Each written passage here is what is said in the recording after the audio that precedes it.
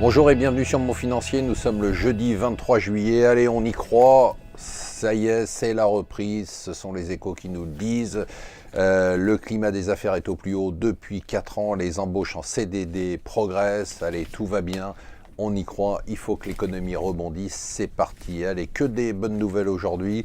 En première page du Financial Times, le Financial Times nous dit que Eli Lilly, le groupe pharmaceutique, a fait de nouveaux progrès dans le traitement de la maladie d'Alzheimer pour notamment diminuer sa progression. Tous les espoirs sont permis. Et ce que note le Financial Times, c'est qu'il y a une sorte de renouveau dans l'industrie pharmaceutique avec de nouveaux médicaments porteurs d'espoir pour le cancer, les maladies cardiovasculaires et le cholestérol. Une nouvelle qui est moins bonne, toujours en première page du FT, c'est le niveau d'endettement des pays de la zone euro, compte tenu d'une croissance extrêmement molle, compte tenu du fait que les taux sont tellement bas que les États comme la France ne font aucun effort pour réduire leurs dépenses publiques.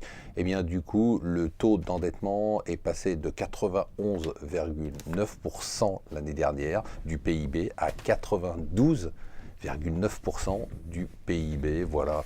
Alors, Apple, c'est toujours plus, malgré des résultats vraiment incroyables, spectaculaires hier. Les actions Apple, comme prévu, ont baissé puisque les anticipations de vente étaient moins bonnes que prévu. Ça reste une histoire absolument incroyable. Autre histoire incroyable, en première page du Wall Street Journal, c'est Tsipras. Tsipras, malgré tout, les promesses de campagne non tenues, le référendum tenu, mais sa promesse non tenue, un programme d'austérité incroyablement dur, en tout cas en théorie, à un niveau de popularité toujours de 60%.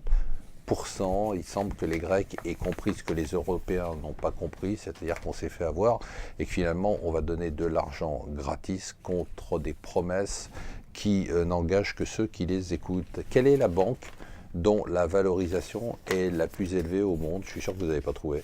C'est ni JP Morgan, ni Citibank, ni ICC, qui était la banque chinoise qui tenait ce rang jusqu'à l'année dernière. Non, c'est une banque ultra traditionnelle, très loin des fintech, qui s'appelle la Wells Fargo aux États-Unis. Et enfin, on avait la lutte de la marinière, il fallait s'habiller français. Maintenant, le nouveau combat, c'est de manger français. Il faut manger français, c'est ce que nous a dit François Hollande. Et Bruno Le Maire, qui est devenu cool parce que maintenant il n'a plus de cravate, eh bien, a décidé d'être le nouvel héros de cette lutte contre le manger étranger. Donc à partir de maintenant, n'oubliez pas, mangez français et restez avec nous sur Mon Financier.